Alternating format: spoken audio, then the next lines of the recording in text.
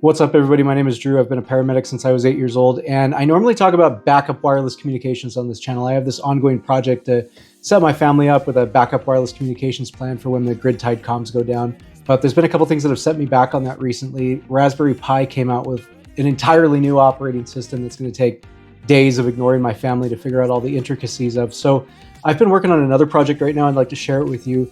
I joined the safety team at my church on the medical side of the operation. And I created this presentation and some scenarios to help our team level up and just be the very best we can be. And I haven't seen a whole lot of similar information on YouTube. So I think this could potentially have some benefit to your church security team on the medical component of the operation. And, you know, why not? Even a secular organization, you don't necessarily have to be part of a church to need this type of information if you've got some sort of need for medical response. So we're going to start by talking about kind of the alternate universe of emergency medical services, and then some standing orders that I think that we can draw from in scripture, the psychological and physical demands, and some of the accommodations that we can make if we can't quite meet those physical demands. And then there is a very specific type of medical and trauma assessment workflow, and the workflow to how we manage these scenes so that's repeatable and it attends to patient and responder safety, and also it identifies and resolves life threats in the order that they will kill a person. And then we'll break for some scenarios after that. I am going to upload my scenario document so that you can download it. Obviously, I can't really do that here with you on YouTube, but I'll provide that for you to run through with your team. So in EMS, we live in a very different world, and it's quite shocking from what you would typically encounter in a church. And I bring this up because I don't want you to freeze when you see it. When you are in this normal church mode, and then all of a sudden you've got somebody that's become violent or overdosed on drugs. Like, I've literally responded to drug overdoses in a church during church service. And so when you see that, I don't want you to freeze. I want you to start thinking about it now. How am I going to respond? I don't want it to be a shock to you. I want it to just be expected that this stuff will happen. But just know that when you are responding to medical emergencies, even in a church, it can be ugly, dirty, vulgar, violent. It's going to be very uncomfortable in some circumstances. And part of this is just simply out of necessity. Social boundaries just disappear because, for example, I don't just walk up to a stranger or even most of my friends and tackle them, right? But if that person is on fire, then it becomes okay to tackle them, right? So that social boundary shifts, and it shifts rapidly. You just have to make sure that you're ready to take the most appropriate action when the time comes, because otherwise we're not serving our people appropriately. And also, just know the humans are not genuine. You know, when we go to church, and I do the exact same thing. I'm in a church presentation mode, right? We're not arguing with our family members typically. We don't use profanity. You know, I never say any dirty words. We're not intoxicated. We're usually bathed. Like we're just not our typical selves when we're in a church. And so when people become uncomfortable, when they have an emergency, a lot of that just kind of fades away. And so just be ready for it. But so when you are responding to somebody's medical emergency, a lot of times secrets are exposed that you would never otherwise see in a normal church social setting. So you're going to see people's true character. When people get uncomfortable, when they get irritable, their real character comes out. You might become aware of somebody's substance abuse or self-harm, right? There are medical conditions that they would have kept secret and not have told you about otherwise. You now have a need to know about that. You might also come to find out things you don't want to know, like about their sexual activity. This just happens, right? We're all flawed. We're all fallen people. We're just, humans are humans, regardless of if they're in a church or not.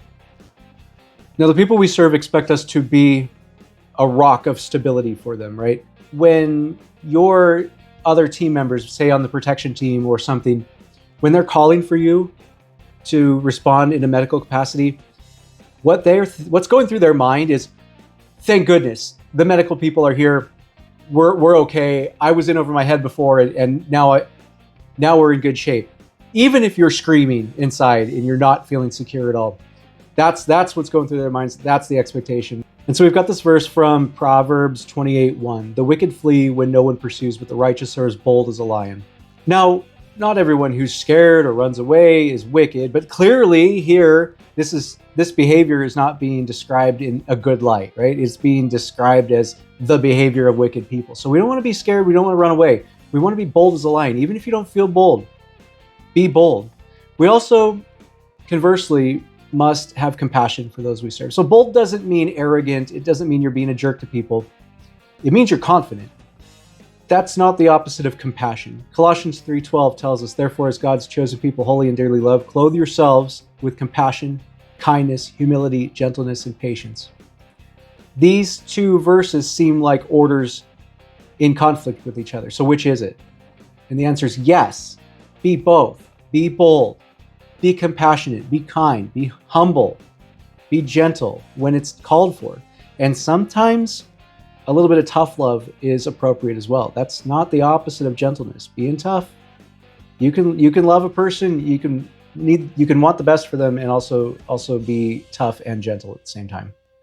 So I've created a list of behavioral and psychological traits that I identify with good, strong healthcare providers who I would trust to take care of me and my family. So confidence and compassion, we've got that from scripture. But also, you need to be able to maintain a cool head, right? Even if you are just screaming inside and you don't know what to do and you are lost, you need to maintain that cool head because that's what people need from you in that moment.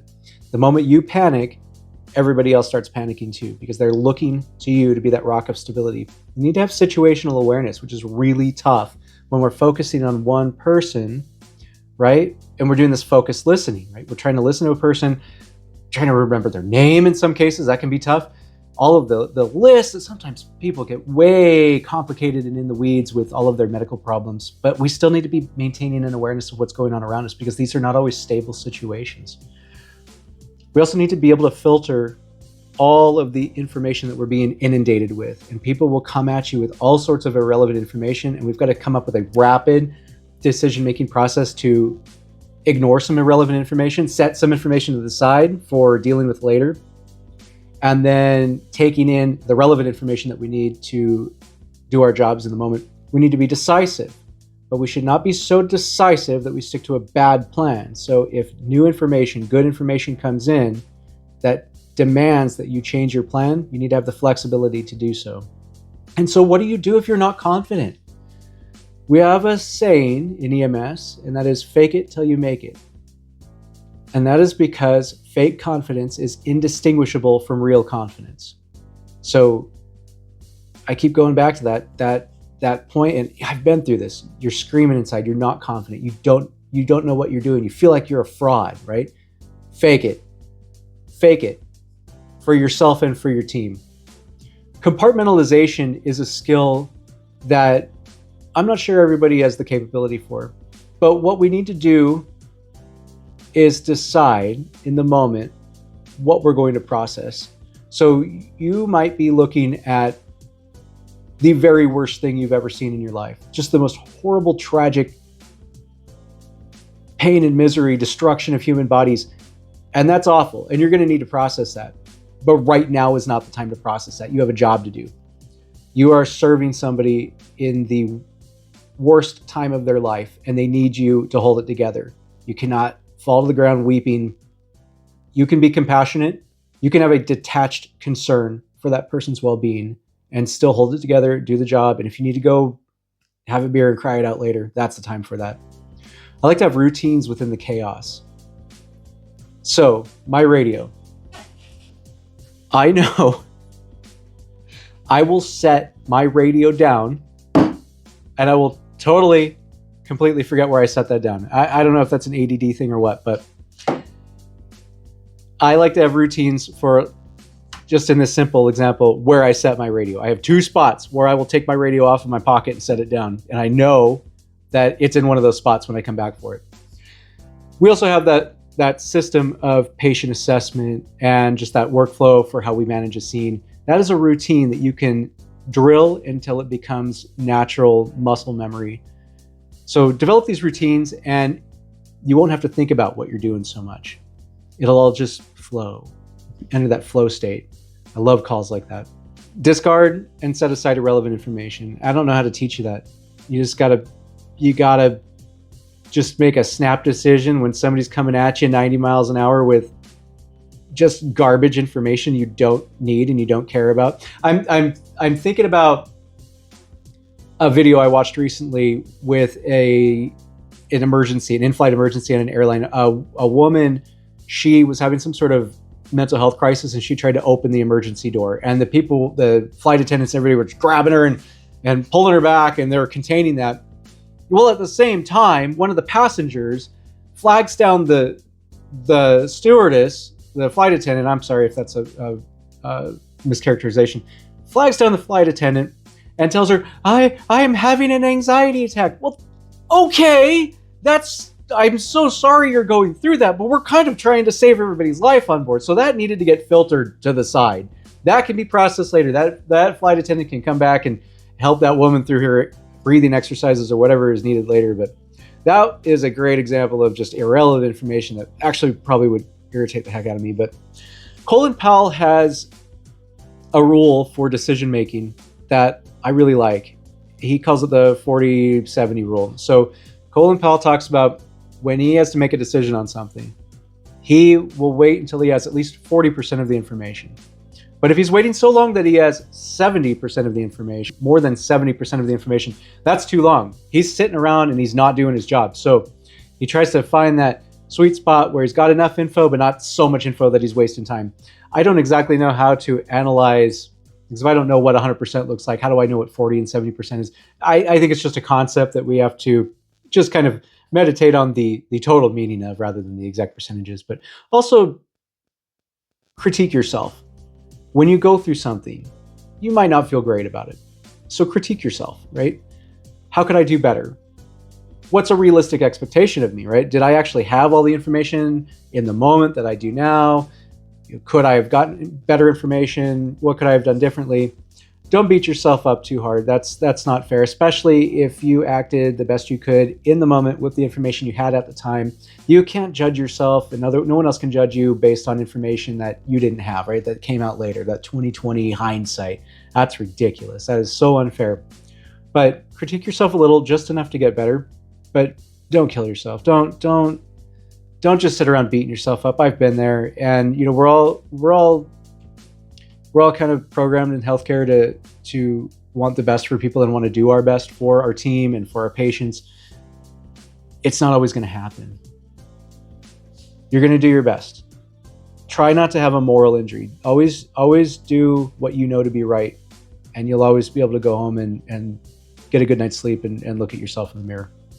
I'd like you to spend some time thinking about what makes you freeze. Everybody freezes. I've frozen on a call before. Everybody is vulnerable to this. And so how do we prevent that? And it starts with just having some awareness of what makes you freeze. So if somebody yells at you, will you freeze and stop what you're doing? That's not good. We're probably programmed from a young age to stop and freeze whenever somebody yells at us, probably from our parents yelling at us, right? That means, oh, mom's angry, I better stop whatever I'm doing. But that's not really a good trait to have in this field, because there's going to be people yelling at you. You still got to do your job, right? If you see nudity, are you going to freeze? I was recently told about this really effective protest where ladies will come into a church and they'll look like normal attendees, and then at some point during the service, the shirts come off and they're screaming and whatever they're protesting, and the guys on the church security team will just be frozen because, oh my gosh, there's boobies in a church. That's just so unusual. I can't look at those. And that's how it's so effective. They know that it makes people freeze. And then Palestine is freed. What if somebody uses profanity at you? Will that cause you to freeze? Can you freeze someone else with profanity? And I know this is risky to be talking about in the context of church and Christianity, but I've been through the scriptures and I cannot find the prohibition on profanity. I can find prohibition on corrupt speech, hateful speech, false witness, but I can't find anything about using colorful adjectives and punctuation. And you're welcome to disagree with me. I know that there's lots of people out there who disagree with me, and I'm sure we'll see it in the comments below. Actually, what I think would work better than a comment is if you invite me over for dinner, okay, and we're saying grace, just start praying loudly and conspicuously about me while I'm in the room. Just thank you so much for this bountiful harvest set before us, and please forgive that gosh darn paramedic who uses those naughty swear words instead of replacement filler words like me, because I'm a good person. Even though everyone knows it means the exact same thing, it cheeses me off so much. I want someone else to deal with the dregs of society so that I don't have to, but I also want that person to talk like a child in kindergarten so that I can maintain my Disney fairy tale outlook on humanity. Amen. I'm joking around, but if you think it would cause you to fall into sin, it would interfere with your walk with God, don't use rough language. But let me tell you a story about a tactical use of colorful metaphors that I think stayed well within those standing orders and also saved lives. And so this starts with a call that I was on. It was a guy intoxicated and who knows what else, probably had some sort of mental illness thing going on. He led the cops on a high-speed pursuit. Can't remember why, it doesn't matter. Well, the road curved like that and he went straight, and that went straight off like maybe a 25 or 30 foot embankment. Big rocky, rip-wrapped type of embankment into a floodplain, and he was ejected. So I got there, and my partner and I scrambled down this embankment, and the car was on fire, and this guy is walking around screaming and just generally being crazy. And if you can imagine a human face and then a sight of a shovel or an axe buried about like that into the face, if you can just imagine the damage that would do. And so this guy's wandering around screaming, and it's like face and nose are flopping around. Like it was creepy and weird. But this guy was being really hostile and aggressive, and he's also clearly intoxicated. So I can't leave him. So we fought with this guy for like 20 minutes trying to get him up the bank, and finally got the fire department out there and got him to Stokes and hauled him up. Anyway, so I had the helicopter service land. We got him up there. We're about to put him in the helicopter. We're doing a hot load.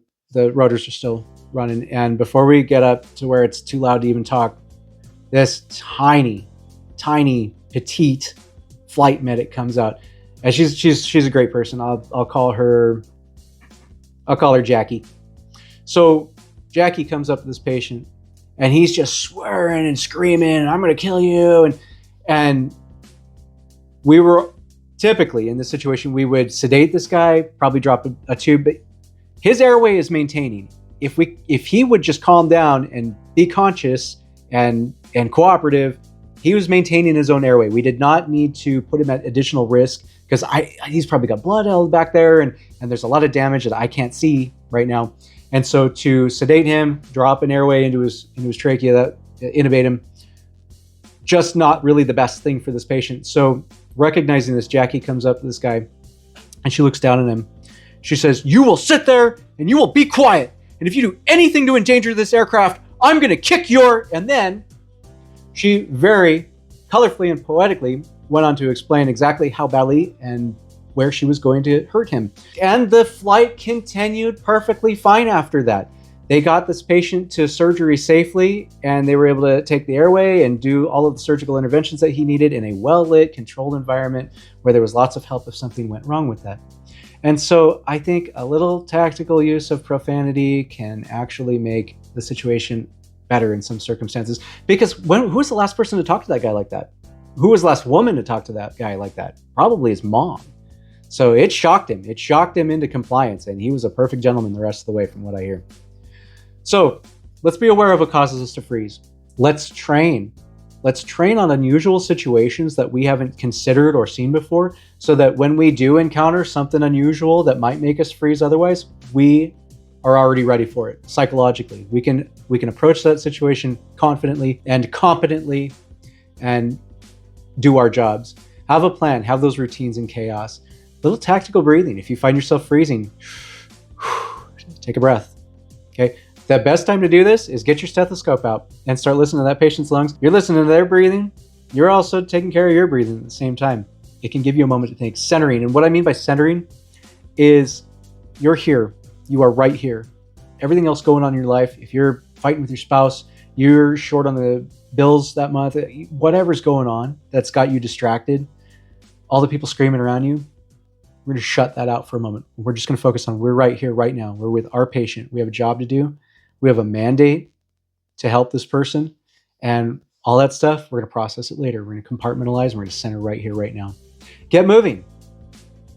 If you find yourself frozen in one spot, you know that patient's probably not going to stay right here. Just get moving. Get moving over towards that ambulance or out to the front area where you're going to meet a professional ambulance that comes in or whatever. Get moving. That gives you a little bit of time to think. And also, it's operationally necessary anyway, right? Also, call someone. And now if I'm working in the field and I am at a loss for what to do next, I call a doctor at the hospital. You might not have that if you are working in a volunteer medical capacity for your organization. And so how about you call 911, right? Those dispatchers, they're smart. They've heard a lot. They've seen a lot. They actually have flip cards, a lot of them, or a computer program that they go through that gives step-by-step instructions for how to resolve certain medical issues. So don't hesitate to get on the phone with 911, even if somebody's already called them, right? Call them and just be like, I'm a first aid attendee or I'm a nurse. I need your flip cards, whatever. Give someone a call and see if they can help you out. Next, I want to talk about some of the stupid human tricks we play on ourselves. So Dr. Ivan Papalides, the first person I heard talk about this. He's a human performance specialist for the Forest Service, and he's brilliant. He's got a number of great videos here on YouTube. But he mentioned when we see something that is dumb, dangerous, or different, we enter into a sense-making process. And I think that's the orient step in the OODA loop. Everybody's familiar with the OODA loop, observe, orient, decide, act.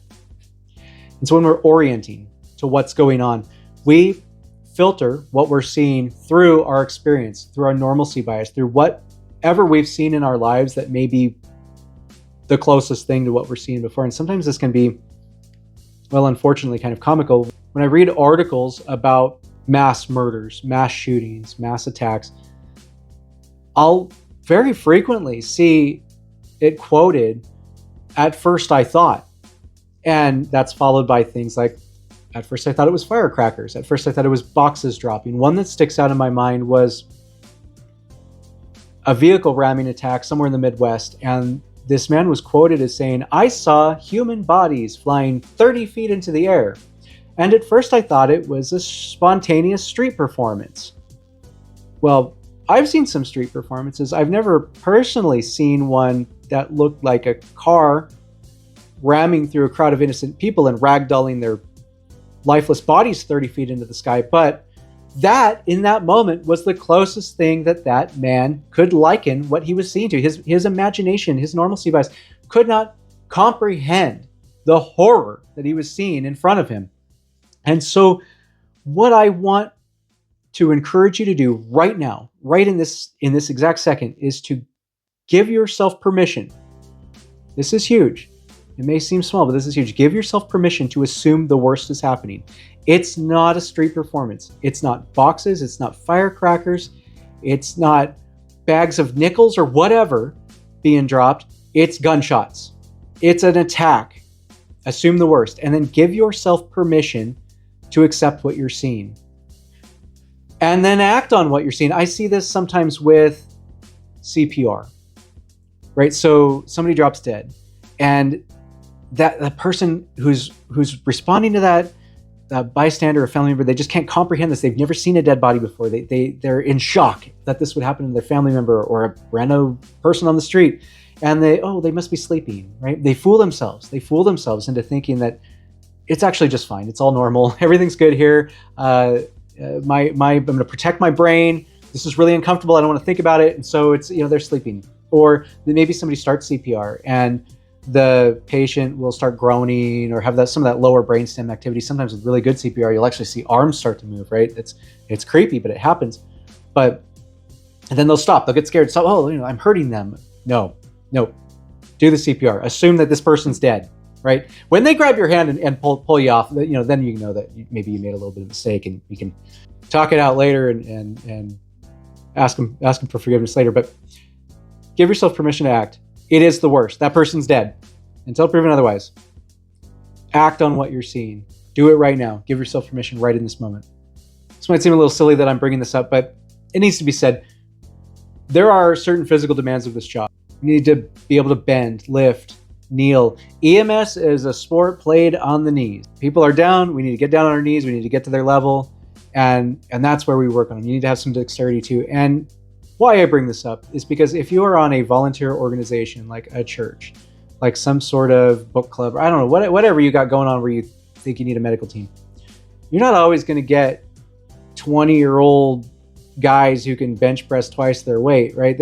Those guys are off working at fire departments or something, right? They don't have time for volunteer activities. You're going to take who you can get, and a lot of times those are people who are retired, maybe got some bad knees or whatever. So do you turn those people away? Of course not. Of course not.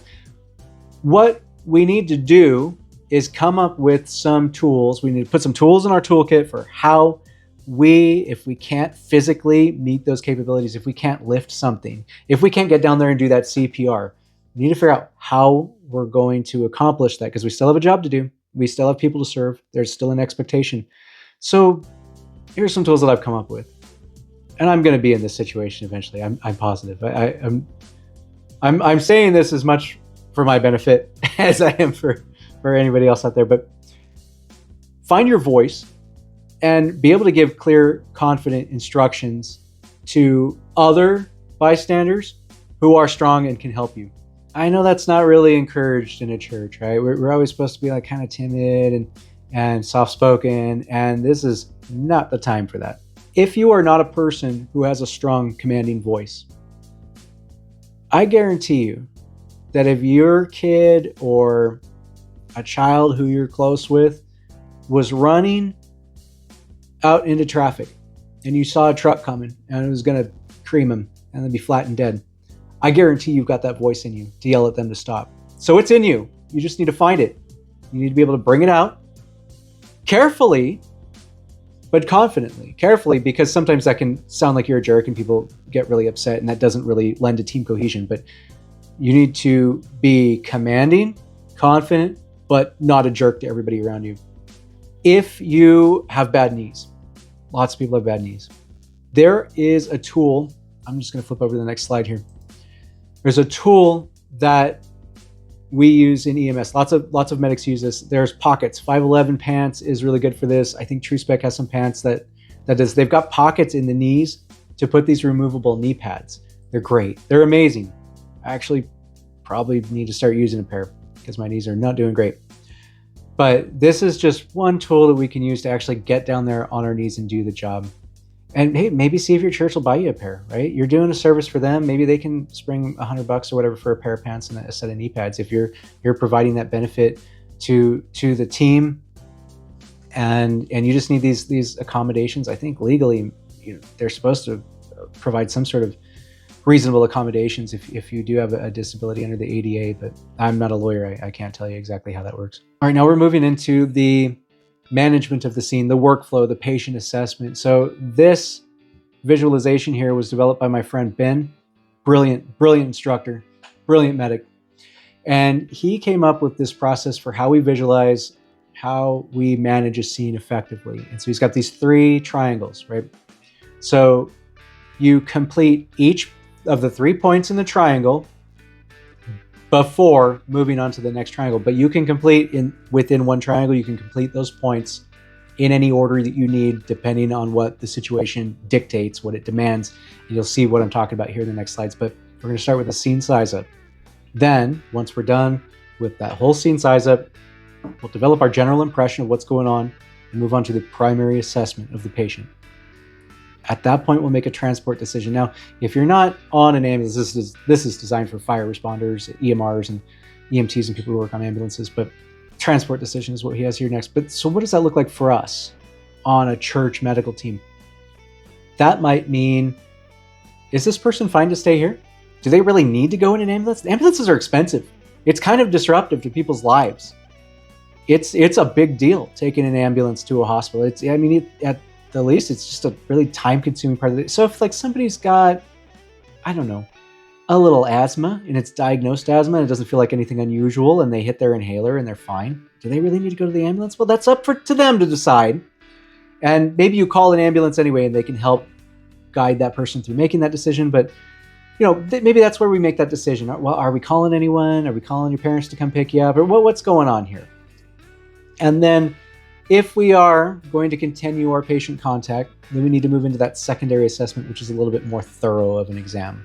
All right, now we're getting into the meat and potatoes of this. So our scene size up, and this starts from the moment we stopped doing whatever it was before we got the alert and to the point that we are engaging with the patient. And so this might be just like while you're walking across the building or walking across the room, or in my case, I'm driving to your house after you bump your head or whatever. And so I'm gathering information.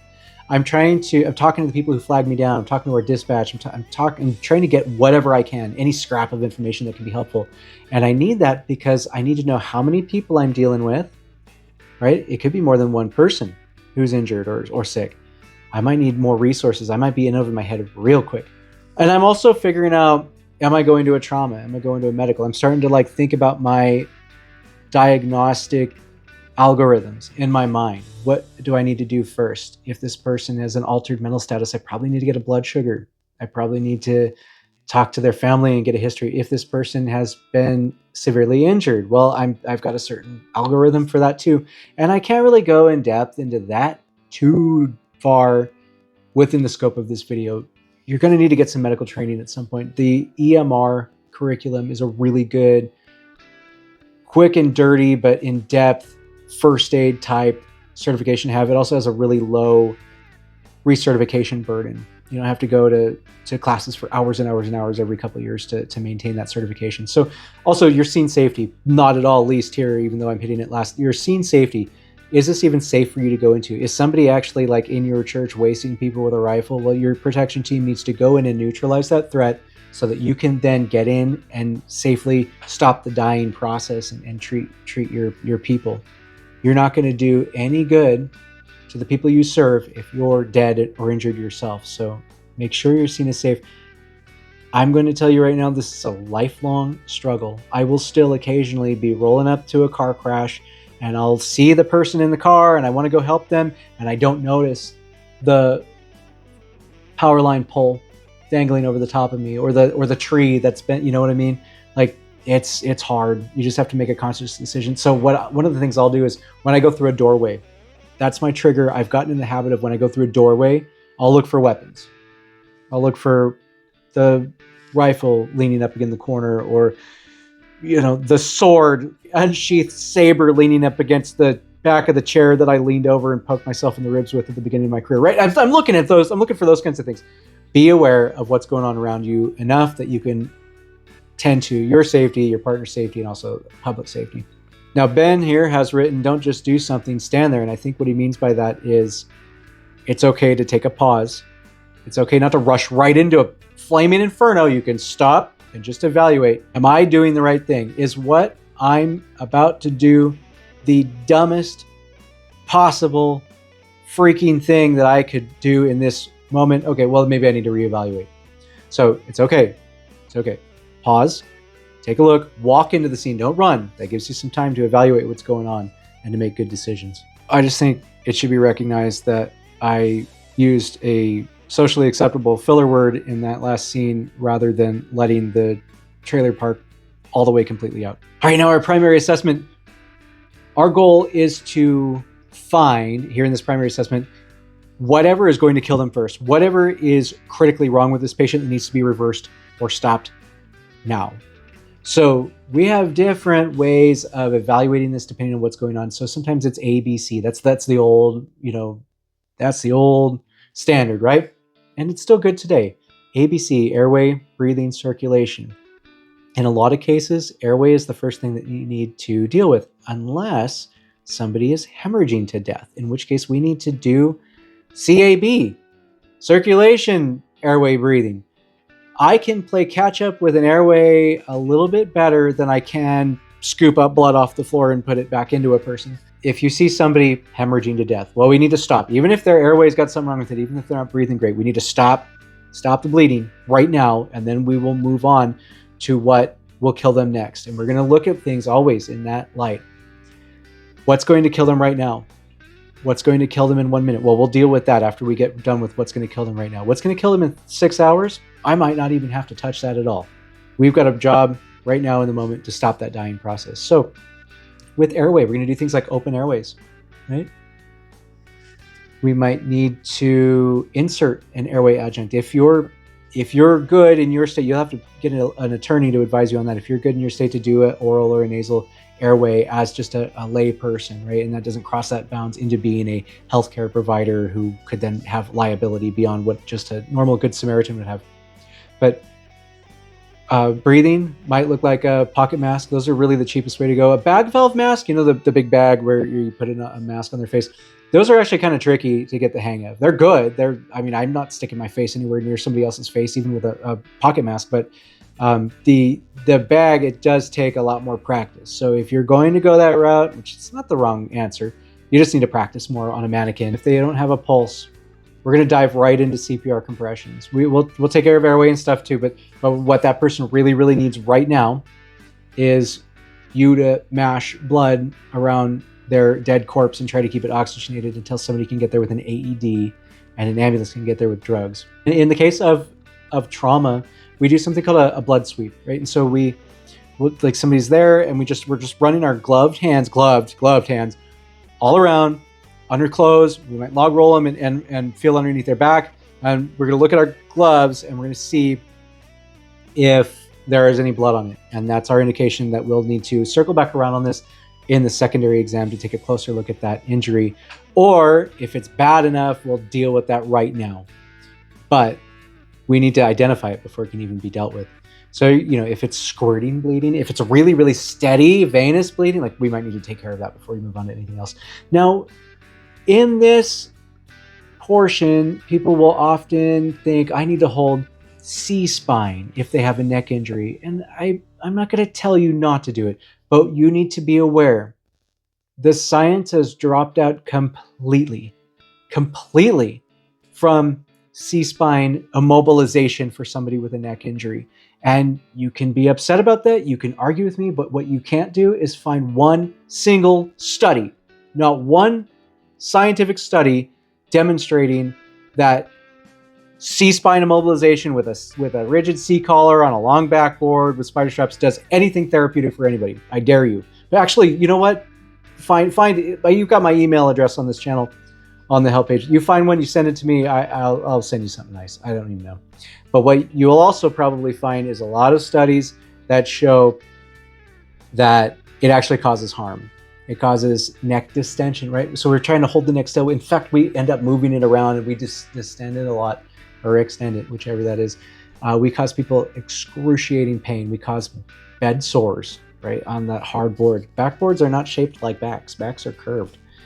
And so we cause rubbing of the skin, the tissues, especially on older folks. We hurt them. So if you think your church needs a long backboard and seat collars, yeah, I don't think you do.